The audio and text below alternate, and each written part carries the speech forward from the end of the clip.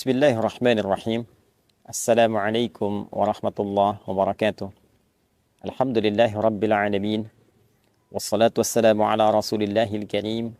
Nabiyyina wa sayyidina Muhammadin wa ala alihi wa sahbihi ajma'in. Wa ba'd. Saudara-saudariku, dimanapun berada, alhamdulillah kita sangat bersyukur pada Allah Subhanahu wa Ta'ala yang telah melimpahkan nikmat begitu ruah kepada kita sampai dengan detik ini di kesempatan Ramadan, dan alhamdulillah kita diberikan kemampuan untuk meningkatkan ibadah yang menghiasi hari-hari dan malam-malam Ramadan yang kita dapati sampai detik ini. Semoga Allah Subhanahu wa Ta'ala berkenan menerima seluruh rangkaian amal ibadah yang kita tunaikan sampai dengan detik ini. Teman-teman, di antara keutamaan dan keistimewaan Ramadan seperti pernah kita ulas adalah bulan yang menghadirkan limpahan kesempatan untuk bermunajat kepada Allah Subhanahu wa Ta'ala. Di antara munajat itu dapat kita arahkan khusus untuk memohon ampunan Allah Subhanahu wa Ta'ala. Dengan kata lain, Ramadan adalah bulan kesempatan untuk bertaubat kepada Allah Subhanahu wa Ta'ala. Ramadan adalah bulan untuk memperbanyak permohonan ampunan kepada Allah Subhanahu wa Ta'ala. Namun demikian, penting untuk kita bersama mempelajari lagi bahwa taubat adalah bagian dari ibadah. Istighfar bagian dari ibadah. Layaknya ibadah, maka ia memiliki cara, memiliki adabnya, memiliki aturannya. Salat, ibadah, memiliki aturan. Membaca Al-Quran, ibadah, memiliki aturan. Berdoa, ibadah, memiliki aturan. Maka taubat pun ketika digolongkan pada ibadah, ia memiliki adab, memiliki cara, memiliki aturan. Banyak diulas untuk bertobat, tentu mesti ada pengakuan, mesti ada penyesalan, mesti ada kesadaran untuk memperbaiki diri dan berkomitmen untuk berbuat lebih baik dibandingkan dengan hari-hari yang telah berlalu.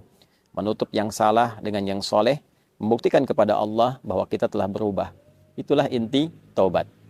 Namun yang jarang dikaji adalah tentang dua jenis dosa yang penting kita ketahui, sehingga dengan pengetahuan itu kita memahami dengan baik bagaimana caranya bertobat, memohon ampunan terkait dengan jenis dosa yang mungkin pernah kita kerjakan dalam berkehidupan. Secara umum teman-teman, dosa dibagi pada dua bagian. Secara umum, yang pertama dosa seorang hamba kepada Tuhannya, hubungannya langsung dengan Allah Subhanahu wa Ta'ala. Alaqatil makhluk bil khaliq. Hubungan antara makhluk, yaitu kita semua yang tercipta, dengan Khalik, Allah Subhanahu wa Ta'ala yang menciptakan kita. Ada banyak perintah-perintah secara langsung dari Allah kepada kita, khususnya berupa perintah pengabdian, ibadah, kebertuhanan kita kepada Allah Subhanahu wa Ta'ala, yang kadang juga direspon dengan respon yang kurang baik, atau bahkan ada yang tidak menunaikannya. Contoh, saat Allah perintahkan kita menunaikan sholat, maka ada sebagian hamba yang tidak mengindahkannya. Bahkan bukan hanya malas, dia tidak menunaikan sholat seperti yang Allah perintahkan. Tentu itu melahirkan dosa. Allah perintahkan dia untuk mengkaji Al-Quran, membaca Al-Quran, bahkan belum punya waktu yang cukup untuk sekedar membacanya. Allah perintahkan untuk berpuasa, bahkan ia belum punya kekuatan untuk memotivasi dirinya demi menunaikan apa yang Allah perintahkan itu. Hal-hal demikian adalah hal-hal yang terkait langsung hubungan kita secara vertikal dengan Allah Subhanahu wa Ta'ala. Maka apa yang dilakukan dalam hal tobat yang dimaksudkan? Yang pertama, tentu kita menengadahkan diri, kita bersimpuh kepada Allah Subhanahu wa Ta'ala untuk memohon ampunan sempurna kepada Allah dari semua dosa-dosa yang terkait hubungan kita langsung dengan Allah Subhanahu wa Ta'ala. Bagaimana cara melakukannya? Ada beberapa metode, ada beberapa cara. Di antaranya bisa kita lakukan melalui sholat. Karena hakikat dari sholat yang kita kerjakan, di dalamnya berisi banyak doa. Di antara sekian ragam doa, wujudnya adalah permohonan ampunan kepada Allah Subhanahu wa Ta'ala. Dalam ruku' kita meminta ampunan, baik membacakan Subhana Rabbiyal Azim wa bihamdi, ataupun Subhanakallahumma Rabbana wa bihamdika Allahumma gfirli. Ya Allah, ampuni aku. Pun demikian, bahkan dalam sujud juga ditemukan kalimat yang serupa. Duduk di antara dua sujud, kalimat pertamanya Rabbi gfirli, ya Allah ampuni aku. Bahkan di pembuka salat dalam iftitah, Di antara sekian rangkaian doa iftitah, salah satunya adalah doa taubat, permohonan ampunan. Allahumma ba'id baini wa baina khataayaya kama ba'adta bainal masyriqi wal maghrib. Demikian selanjutnya hadis terkait. Ya Allah, aku mengakui banyak dosa yang aku kerjakan, banyak kesalahan yang aku perbuat. Mohon jauhkan aku antara dosa yang telah aku perbuat sejauh Engkau pisahkan timur dan barat. Aku tidak ingin berjumpa lagi. Aku ingin berpisah dengan dosa itu. Aku ingin dibersihkan ya Allah selama hidupku. Dilakukan dengan salat, dan dengan itu Allah berkenan menggugurkan semua keburukan yang pernah kita lakukan. Demikian saat seseorang di era Nabi datang kepada Rasulullah SAW sebelum Nabi menunaikan salat, dan dia berkonsultasi telah melakukan satu kesalahan yang fatal. Maka karena akan tiba waktu salat, Nabi SAW meminta orang ini untuk menahan diri sejenak. Ketika menunaikan salat, kemudian turunlah Al-Quran surah ke-11 Hud ayat 114. Aqimis salata tarafain nahar wa zulafan minal lail innal hasanati yudhibna sayyiat. Tunaikanlah olehmu salat baik di kesempatan siang ataupun juga di kesempatan malam. Sungguh salat itu adalah perbuatan yang baik. Salat-salat yang kau kerjakan, subuhkah, zuhurkah, asar, maghrib sampai isya, bahkan salat-salat sunnah itu adalah hal yang baik, bernilai pahala dan berpotensi menggugurkan dosa. Hal yang baik, bernilai pahala, berpotensi menggugurkan dosa, disebut dengan hasanah. Jamaknya disebut dengan hasanat. Lawannya sayyiat. Maka hasanah itu akan menggugurkan sayyiat. Hasanah yang saleh bisa menutup yang salah. Maka Allah tegaskan, innal hasanati, sungguh kebaikan-kebaikan bernilai pahala itu, yudhibna sayyiat, itu akan menggugurkan, menghilangkan segala bentuk keburukan-keburukan. Maka setelah Nabi menunaikan salat dan tuntas, orang ini berkonsultasi lagi, bagaimana dengan status kesalahan saya Rasulullah? Maka Nabi memberikan komentar kama qala, bahwa Allah sudah menurunkan ayat, dengan engkau menunaikan salat, dengan bermunajat kepada Allah, istighfar, betul-betul serius bertobat, Allah berkenan mengampuni dosa-dosa yang pernah dilakukan dalam hidup. Maka inilah salah satu fungsi salat. Fungsi salat bermakna taubat. Jadi bukan sekedar hajat. Wasta'inu bis sabri was salah. Kalau Anda punya persoalan, minta tolong kepada Allah, sabar terima, lalu menunaikan salat. Maka dalam salat kita meminta kepada Allah pertolongan. Itulah hajat. Karena itu dikenal salat adalah hajat. Tapi salat juga punya fungsi atau makna taubat. Kita mohon ampunan kepada Allah. Dalam ruku taubat, dalam sujud taubat, perbanyak, perlama dalam sujud itu, dan mohonkan ampunan Allah, ingat-ingat kesalahan apa yang kita perbuat. Setelah itu, kita minta kebaikan-kebaikan, kita berdoa dengan cara yang benar dan cara yang baik. Skema di luar sholat bisa dilakukan dengan bermunajat, mengangkat tangan, menyatukan kedua tangan, mempertemukan dua garis, mensejajarkan dengan dada, memohon kepada Allah, dan cari doa-doa spesifik sesuai dengan kesalahan yang mungkin kita pernah perbuat.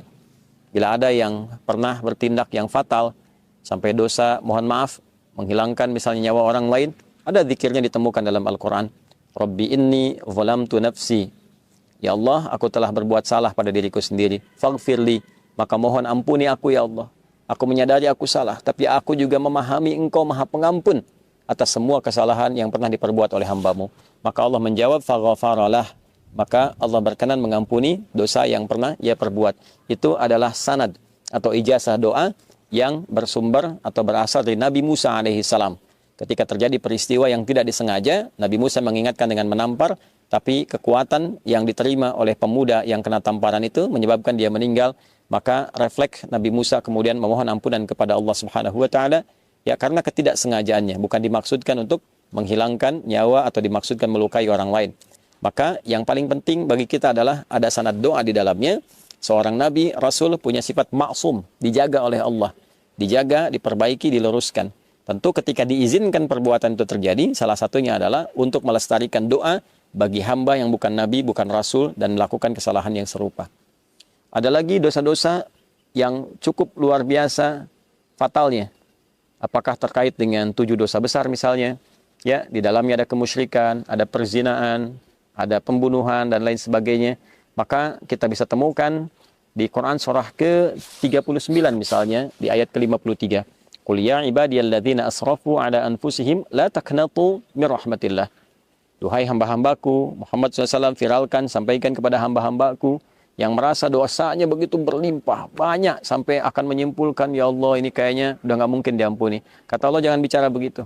Sepanjang kau masih hidup, nyawamu belum sampai di kerongkongan, jangan putus asa dari kasih sayang dan rahmatku.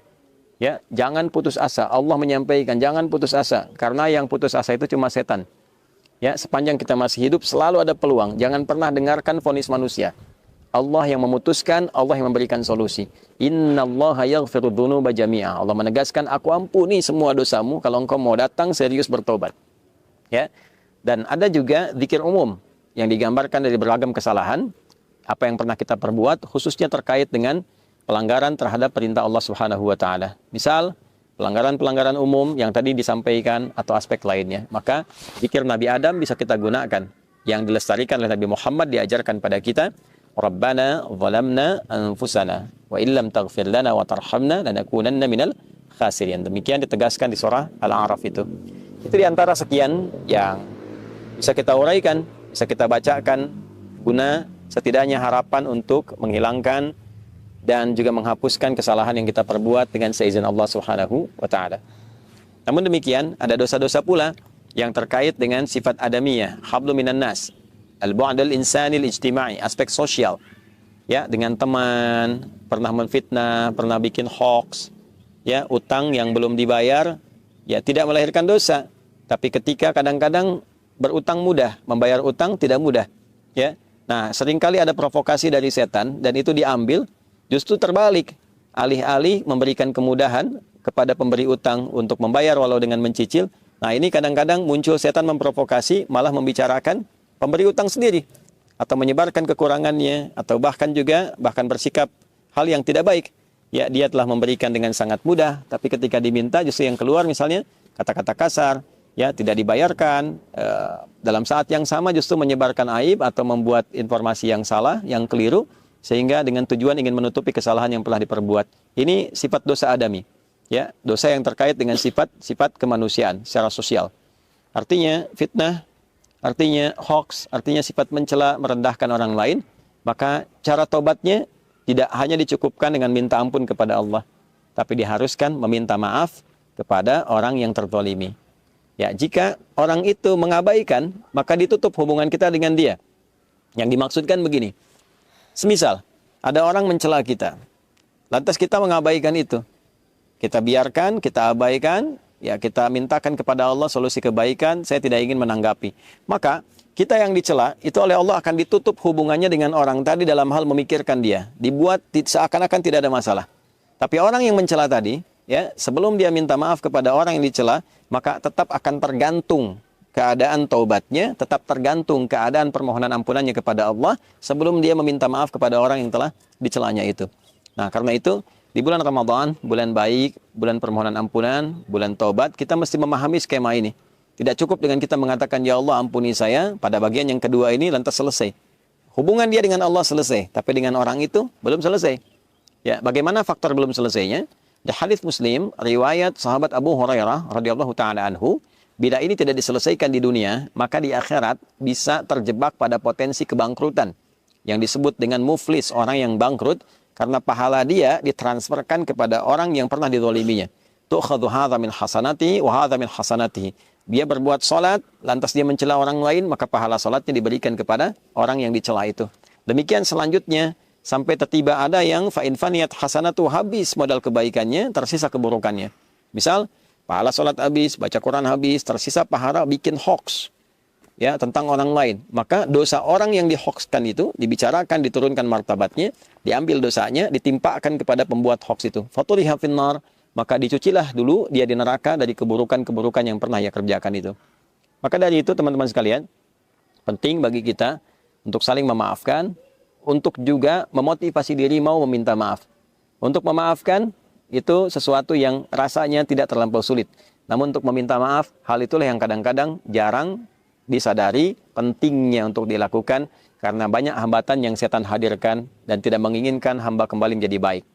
Untuk itu, saya ingin mengingatkan pada diri pribadi dengan menyampaikan sebesar-besarnya.